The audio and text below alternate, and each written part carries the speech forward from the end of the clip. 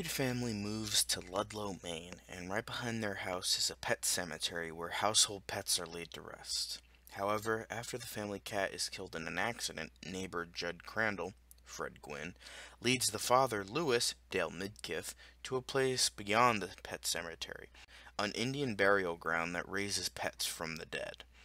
But something doesn't return when the pets come back, and when Lewis's son Gage is killed in the same sort of accident, he thinks the only thing that can save him is the pet cemetery.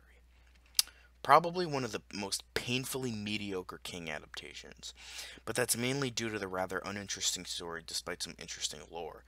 Dale Midkiff is exceptionally bland as the lead, which makes it hard to relate or to sympathize with him. Everyone else is pretty okay, with the exception of Fred Gwynn, who gave a magnificent performance despite being in a rather clunky film. He was definitely the best part. I also liked the conversations with Lewis and his daughter Ellie about death. It was pretty adult with how they handled it. While the dialogue itself is actually quite good, it suffers due to the poor delivery from Midkiff, even though he is slightly better in these scenes than in pretty much the rest of the movie. Another great positive are the two specific scenes involving Lewis's wife Rachel and her dead sister Zelda. The way she moves around, her look, and her voice are definitely the creepiest parts of the movie, and definitely one of the creepiest parts of any Stephen King movie.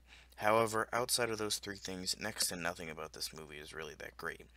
Outside of the Zelda scenes, nothing is really that scary, the story isn't really all that interesting, and none of the actors are really that good outside of Gwyn.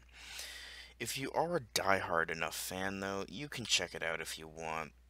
But the remake started filming a couple months ago, so hopefully that movie can succeed where this one failed.